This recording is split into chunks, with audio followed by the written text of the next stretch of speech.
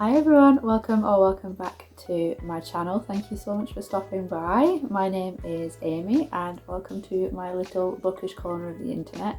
So in today's video, we're going to go through all of the books I read in 2023. Last year, because I was pregnant and I had a lot of doctor's appointments because I had quite a complicated pregnancy, I did a lot of waiting around.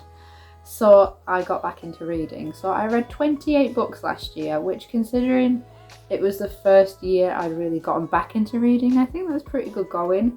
But in 2024, my goal is 50. So I'm hoping to either get to that goal or surpass it.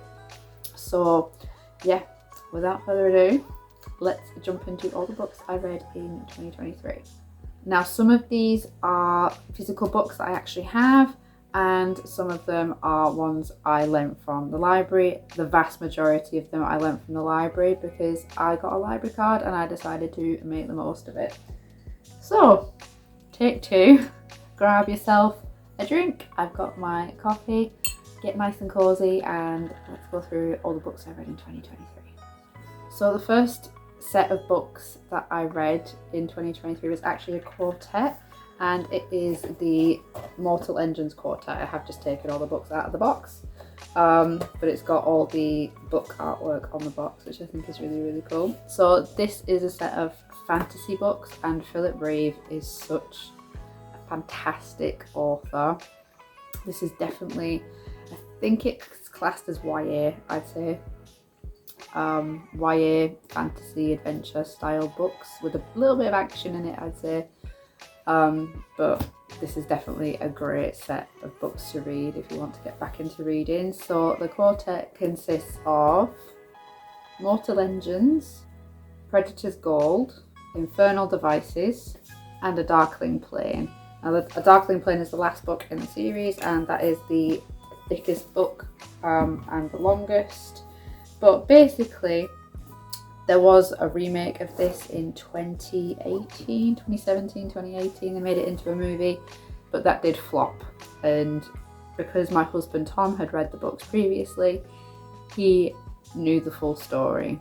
And we watched the movie and it was apparently nothing like the books. So I decided to read the books, and I can confirm that the movie is really nothing like the books, which was kind of disappointing. So the first book in the series is Mortal Engines, and it really sets the tone for the other three books because they do follow along with each other. You can't really read them as standalones. So this is set in kind of like a post-apocalyptic setting where there was a 60-minute war, and cities and towns now run on machines. They run on wheels, and they're called traction cities, which hence the traction era. And they go around and try and eat each other for resources. And London is one of the biggest and most feared of these traction cities. So the kind of leader of London, I'd say the mayor of London, is called Thaddeus Valentine. And one of the characters, Tom Natsworthy, is actually going to meet Thaddeus Valentine. He is kind of like an apprentice historian in like the archives and the museums of London. And while on the way there to meet Thaddeus Valentine, he runs into another character who is the main protagonist of this story, named Hester Shaw. And Hester Shaw wants to assassinate Valentine because Hester always wears a scarf above basically most of her face up to her eyes, because for some reason, which is later revealed in the book, I'm not going to spoil it for you, but Valentine has disfigured her. He was the one who disfigured her in the first place and gave her these scars. So Hester, now she's older and understands who he is and what he did to her, she has run away from her guardian, who is later revealed in the book. Again, not going to give any spoilers. She runs away to try and assassinate Valentine. So she gets into London because her little town, Salthook, is eaten by London for its resources. And she manages to get into a place called the Gut, which is where all of the resources are taken away from the towns or cities that London has eaten. So she manages to get onto the main deck, which is what's pictured here. And on the way she runs into Tom Natsworthy, and that is where the story kind of sets off. So I would definitely recommend reading these books. They are just absolutely fabulous. You okay? And then the last book, A Darkling Plain, the ending of this made me cry. I'm not going to give any more spoilers because the quartet basically follows along their adventures together, and it's just a fantastic piece of writing, and this will probably make you cry at the end. But yeah, definitely would recommend these. So the next books that I read, you do have to have quite a strong stomach for, but this is something that does really interest me. So for my birthday, I believe, no, one of them I got for Christmas a couple of years back, and then my husband got me the second one for one of my birthdays, and that is The Big Book of Serial Killers Volume 1 and Volume 2. Now, like I said, you do need to have a very strong stomach for these. If you are not into true crime, then these books are not for you. These are non-fiction, these are factual. This is actual crime that has happened. I don't want to say the word because YouTube might tell me off. But these are very serious cases, and if you look inside, it gives you portraits of all these different people that have committed these crimes. I find this stuff very interesting.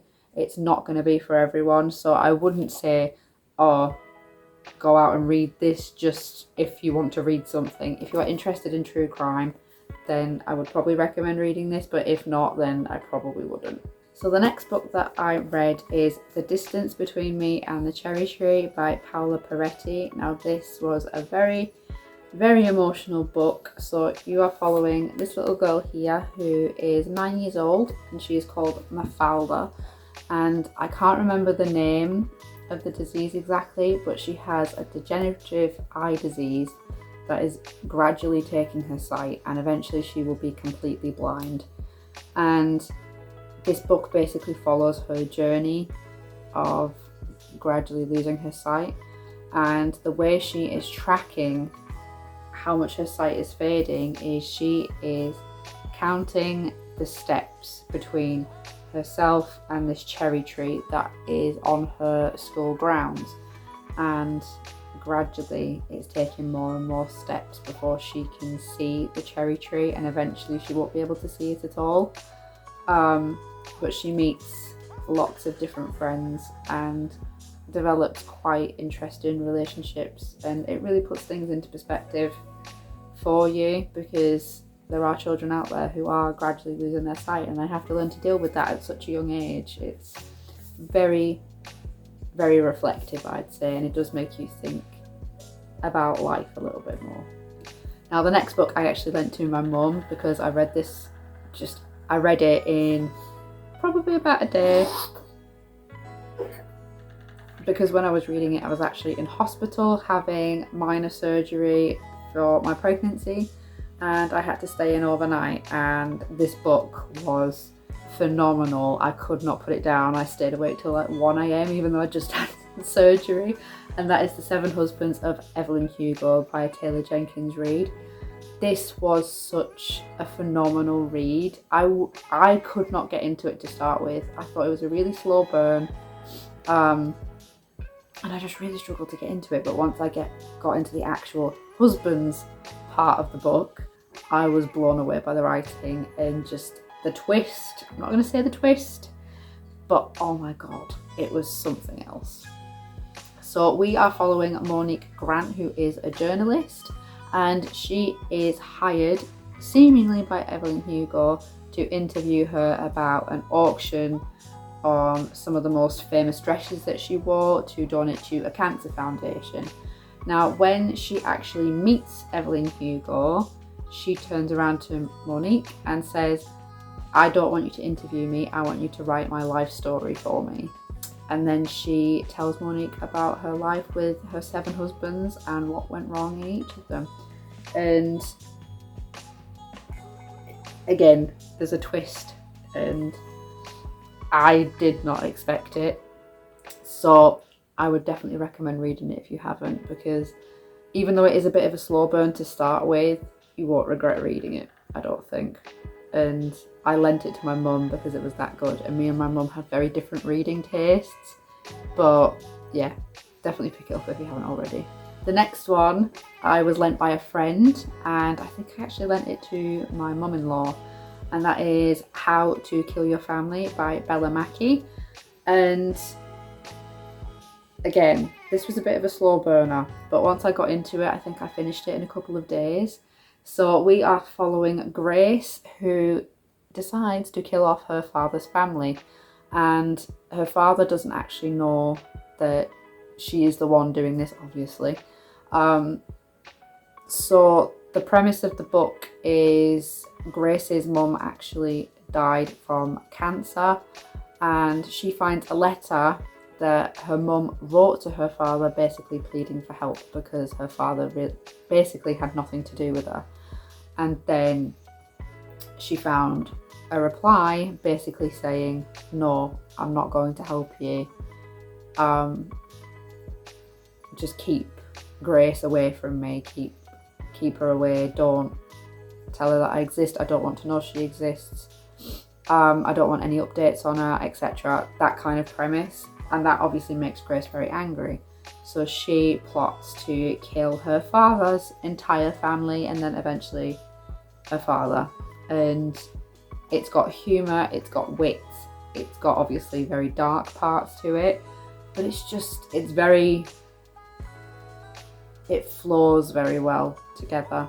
You don't think that a book about killing off your father's entire family and humour would go together, but it's actually quite funny, like some of the character descriptions, because it does make you think, oh, I've actually met people like that. And it was just very, very funny. And again, there was a twist at the end of this which I thought was very, very interesting. It wasn't a very oh my god twist, but it was like, oh wow, I was not expecting that kind of twist.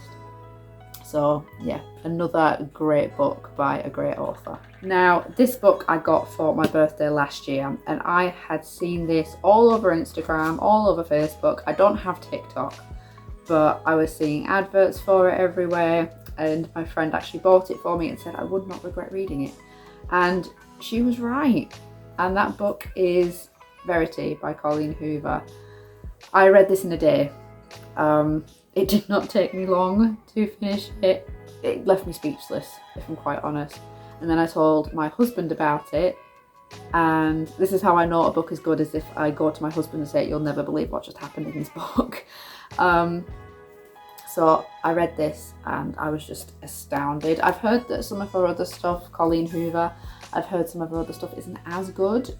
But another book that is on my TBR for 2024 is Layla, which I believe is probably very similar to Verity, but I will have to give it a try, and obviously that will be included in more videos if I do get my hands on it. But basically the premise of this book is Lowen Ashley is an author, and she is hired by Verity Crawford, who is another famous author, and she was severely injured in a car accident, and it's left her bedbound, unable to talk, unable to walk.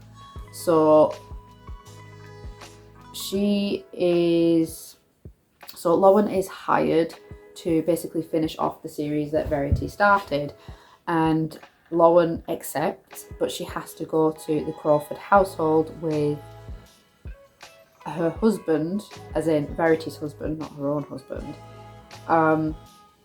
She has to go to their house. She is given a room to sleep in, and they basically say, well, Jeremy, Verity's husband, basically turns around and says, there's the office, there is boxes and boxes of paperwork in there, you'll need to find the transcripts for yourself. And she ends up finding Verity's memoirs / autobiography from her point of view of her marriage to Jeremy, and some of the stuff that she finds out would be detrimental and would destroy her marriage with Jeremy. And Lowen ends up finding this information out. And I'm not going to say anymore because it would probably give a lot away, but this is just 5-star read. I would read it again and again. This is one of the books that I wish I could have that feeling of reading again for the first time. It was absolutely fantastic. So the next book I read was actually historical non-fiction, and it is Witches, James I and the English Witch Hunts by Tracy Borman. Now, this was a slow burn. I did not really enjoy this. I started reading it, and I'm big into history. I'm very big into history, but this I don't know if it was the writing or the subject. Once I got to a certain part, it was a bit easier to read, but it was a very, very slow burn. And I have found that with a couple of other historical fiction books that I've read. I'm just not into historical non-fiction, I apologise. I'm just not that into non-fiction, but I do like reading them because I think I will eventually find the right one that I really, really enjoy. But this is about basically the craze of the witch hunts that happened in England in the 15th to 18th centuries. And obviously from the title, this one focuses on a certain case of witchcraft from the era of James I.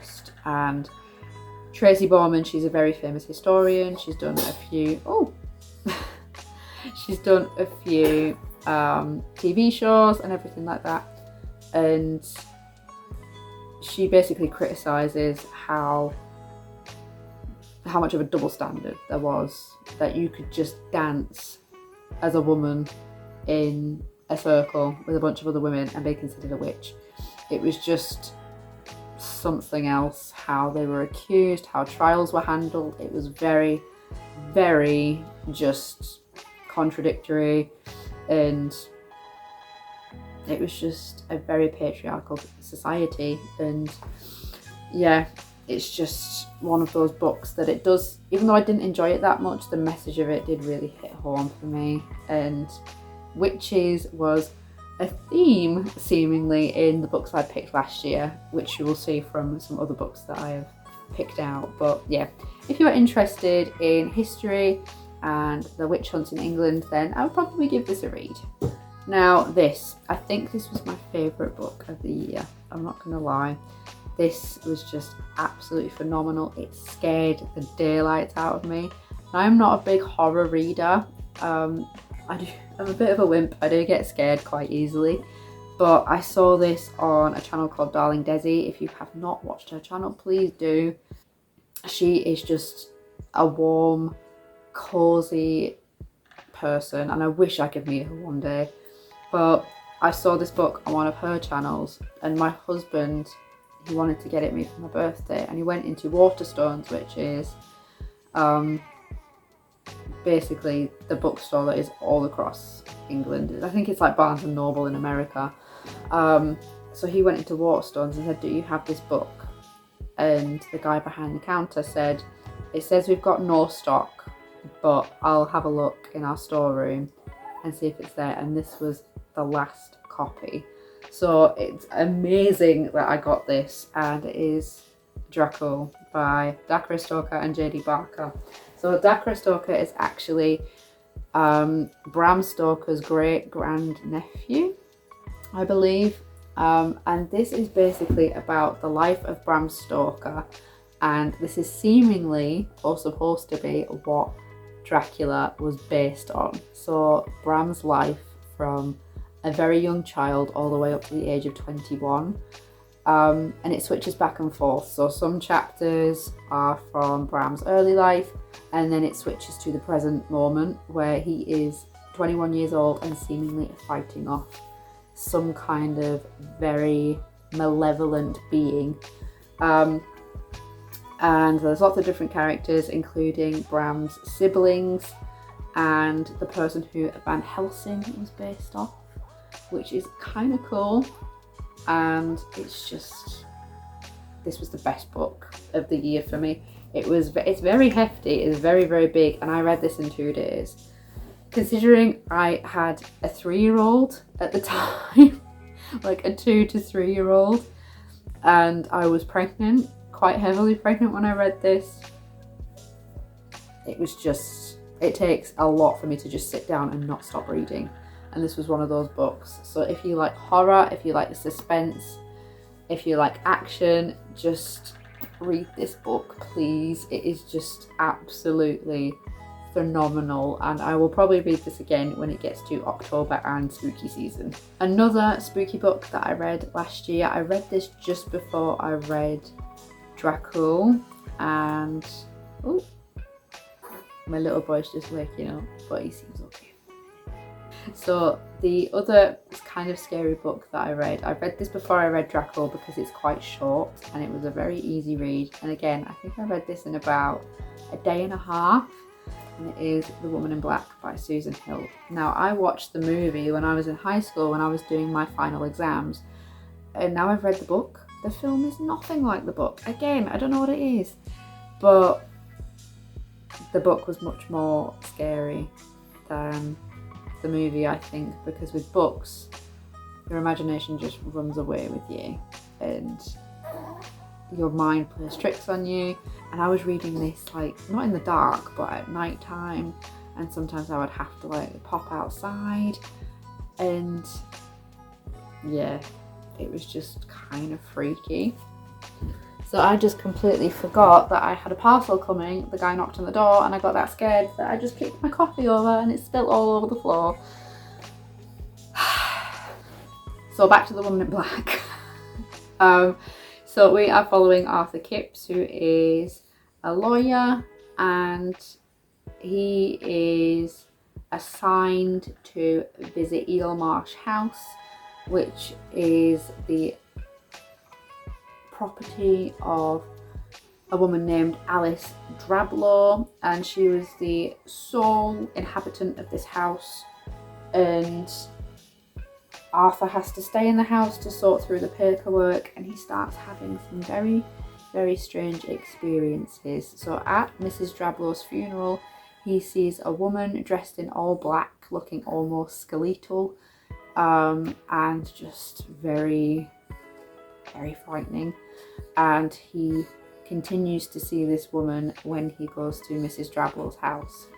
And having watched the movie and then reading the book, the plot points are completely different, and there is a twist that I was not expecting, and the ending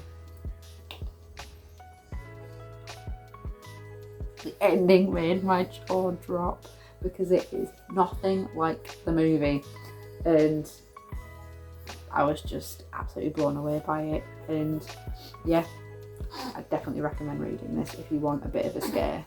So I would say this next book was probably, I would say, my second favourite, because I did read this after Dracul, and Dracul just kept, like, it had that effect on me that it was just my favourite book of the entire year.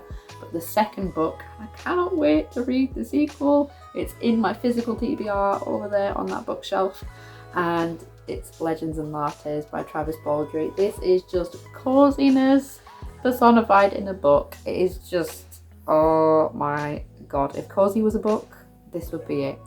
So in this book you are following, has it got the artwork on this one? No, because I read the hardback from the library and it had the artwork on the inside from the American hardcover or paperback, I'm not sure which, but this one doesn't have it, unfortunately.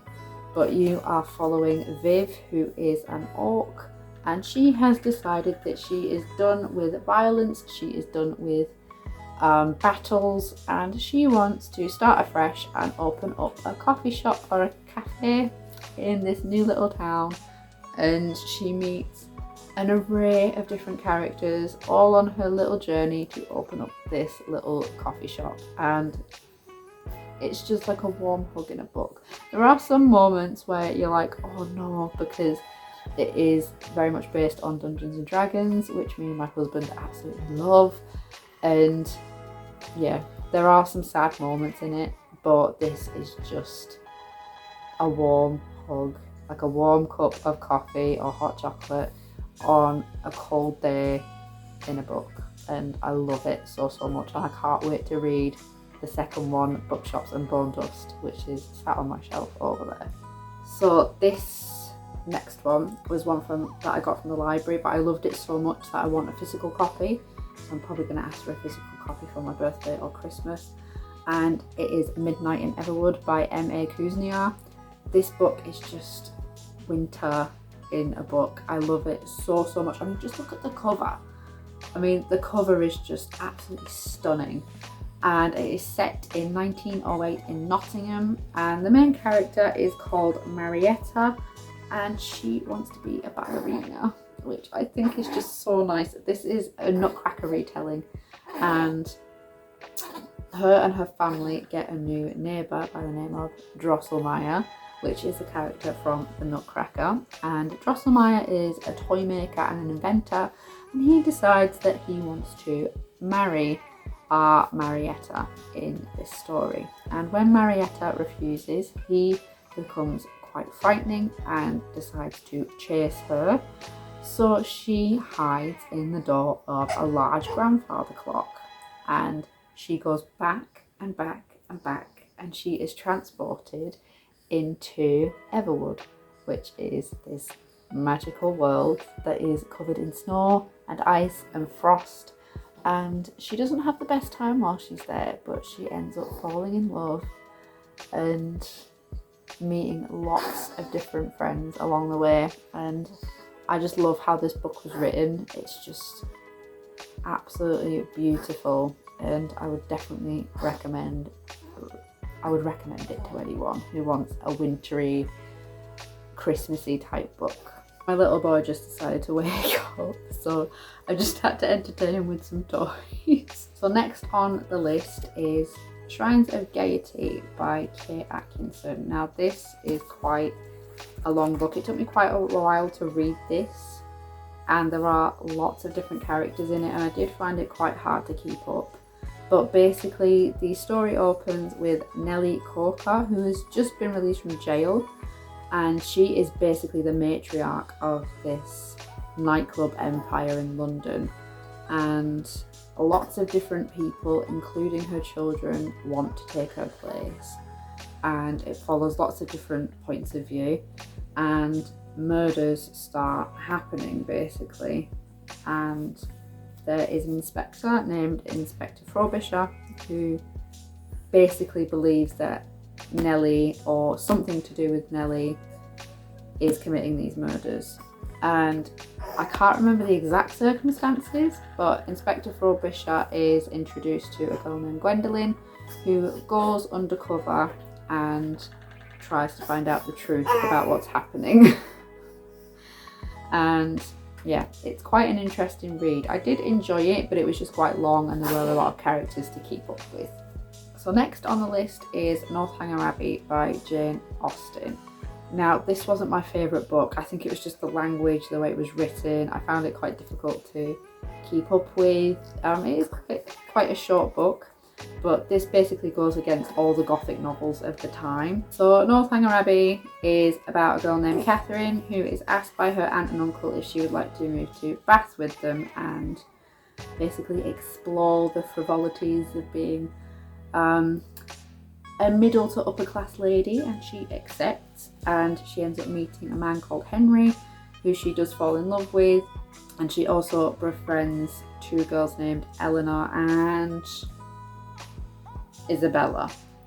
But this book does explore that sometimes friendships aren't what they seem, and there can be deception and lies, and some people just aren't that nice, and this book does explore that, which I think is a really good topic to cover, but I just personally could not get into this. I think it's just because, again, the language and the way it was written, and it's just not my kind of thing, but I can say that I gave it a try, which is what reading is all about.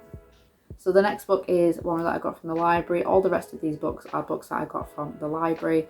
And the next one is Girls Made of Snow and Glass. I can't for the life of me remember the author, but it will be on the screen here with the picture of the book. Now this gave me major Snow White and the Huntsman vibes. So we are following two girls, Lynette and Mina. Now Lynette is the daughter of the king. I can't remember the name of the place for the life of me because I'm very sleep deprived. But she is basically the princess of this realm, and Mina ends up becoming Lynette's stepmother. Now, what is very similar about them is that they are not like normal people. Lynette is made out of snow. She was conjured out of snow and the blood of a magician. And Mina, her father, who is a magician, to save Mina, made her a heart made out of glass, but it never beats, and she seemingly can't feel love for anyone. And the king, who is Lynette's father and Mina's husband, eventually he passes away. He gets involved in an accident and passes away. Now that puts two potential rivals together, and they are now fighting for the throne. But the way that it pans out at the end, there's lots of different twists and turns in this book, and the ending of it I thought was a really nice way of bringing it together. And it wasn't the ending I was expecting, and that made it even nicer to read. And it was a very nice book to read. It explored lots of different dynamics of feeling and love and resentment as well, and jealousy. It just explores lots of different feelings in this book, so it made me really appreciate it. But the next book is The Bear and the Nightingale by Catherine Arden, and I've actually read the other two books in the series as well, but that's on my 2024 books that I have read, which will be released this time next year. So in The Bear and the Nightingale, the main character is called Vasilia, and this is set in Russia, so a lot of the names are shortened as they do in Russia. So throughout a lot of the book and books in the trilogy, she is known as either Vasilia or Vasya. So this is all based in Russia, and it's all based around Russian folklore, and there are lots of these little gods around, and Vasilia can actually see them, and she ends up befriending some of them, speaking to them, and she ends up learning lots of different skills from them. So it's almost like Greek mythology and Roman mythology, where you have a god of war, you have a god of fertility or food and everything like that. It's very similar and akin to that. And Vasilia ends up befriending one of these gods, and she learns the skill of how to speak to horses, which is so cool.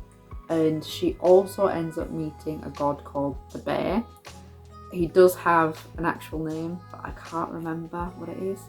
And she ends up meeting the Nightingale, which is the god of death, who is called Mozoko. And her and Mozoko form an alliance, I would say, of sorts, because Vasya is being basically persecuted by this priest, Christian priest, who seems to be he finds her very mysterious, but also thinks she's a witch and just basically wants rid of her and is trying to drive her out or convert her to Christianity, which doesn't work. It's very eye-opening, because that's probably how certain women were treated back then, if they just acted a little bit different or they weren't seen to be worthy of marriage or anything like that. And it is quite eye-opening, but it's a very enjoyable read, and the Russian folklore is a really nice touch. So the next book on this list is Pine by Francine Toon.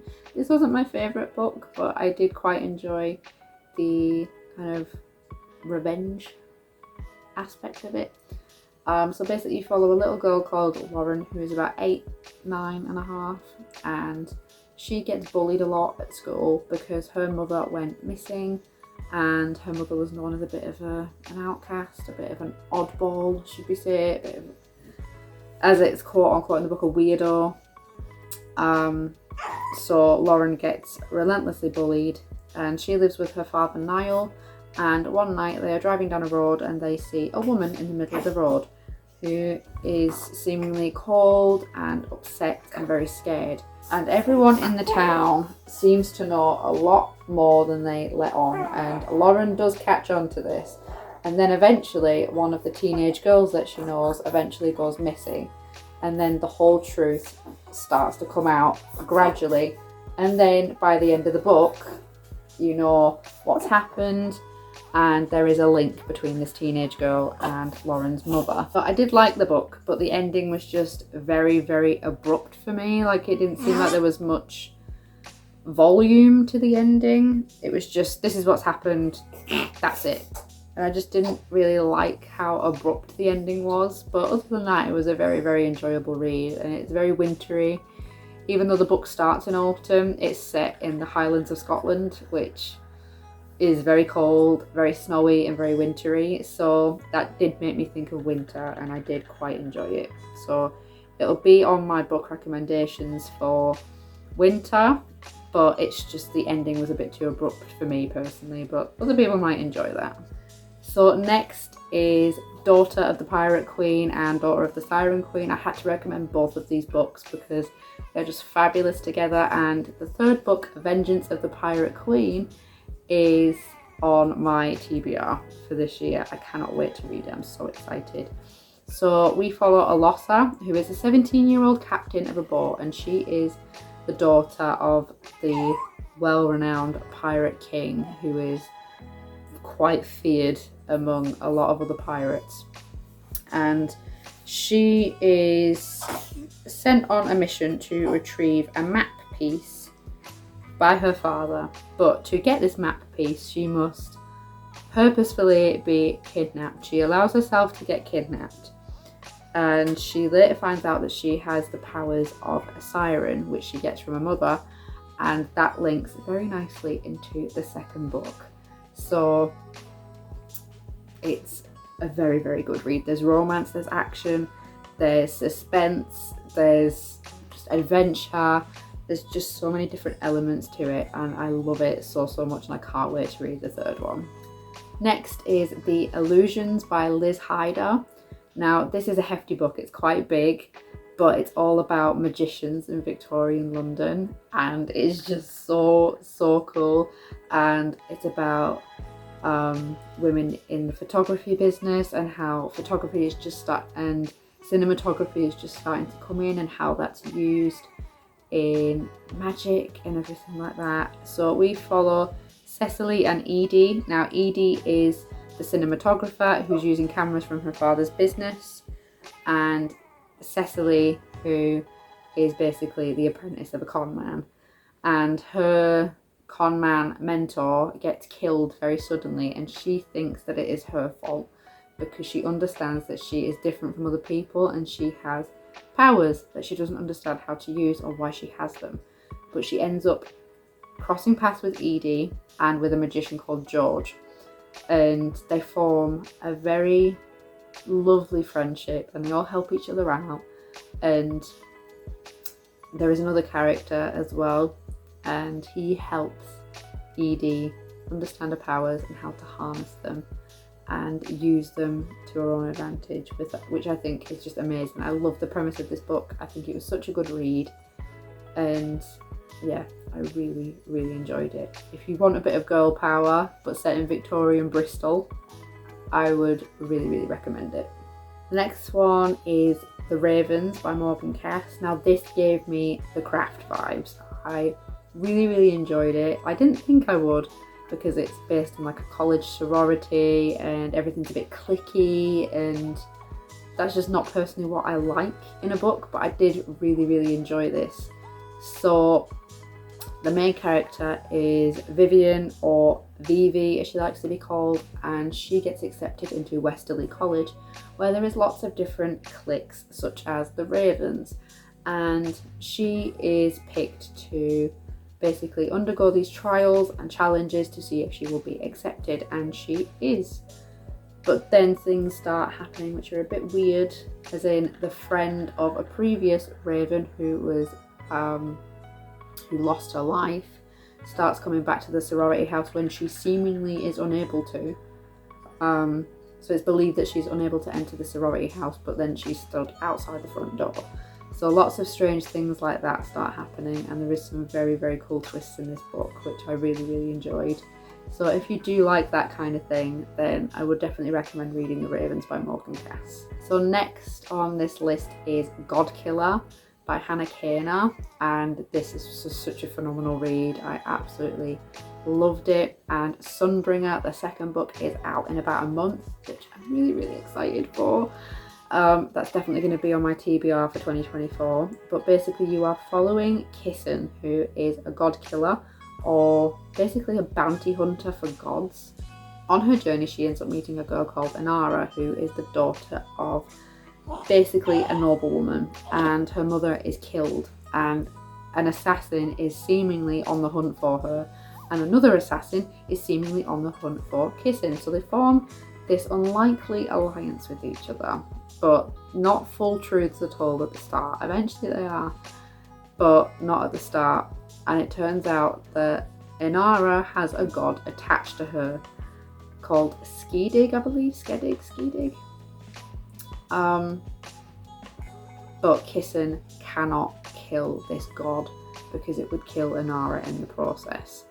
So with the help of a knight called Elogast, a previous knight now turned baker, they just go on an adventure together, and it is a very, very, very good book. Quite dark, I would say, but a very, very enjoyable read. This next one, this is another one where I was like, oh my god, this is such an amazing book with such amazing twists, and I absolutely loved it. And it is Home Before Dark by Riley Sager. This was the first book, yes! This was the first book by Riley Sager I have read. I do want to read more. Just the twists in this were unbelievable, and the writing style, you are literally on the edge of your seat the entire time. So the main character, Maggie, her and her family used to live in this house called Banbury Hall, and they ended up leaving after a couple of weeks because of events that seemingly happened in the house. And her father ends up writing a book about it, but then her father unexpectedly passes away. But when she goes to understand how the will has been set out, you basically have, like, when you have the meeting, when you have a lawyer or a solicitor read out the will, she finds out that her father never sold Banbury Hall and it is now hers. So she decides to turn it into a fixer-upper with the help of people that she meets when she arrives. But strange things start happening, and she ends up finding out what drove her family out of that house. And it's such a good read. I could not put it down. It was so, so good. Now, the last two books are all based on witches, which I think is really good. Oh, I love it so much. So the first one is Now She Is Witch. And again, I can't remember the name of the author because I don't have a physical copy with me.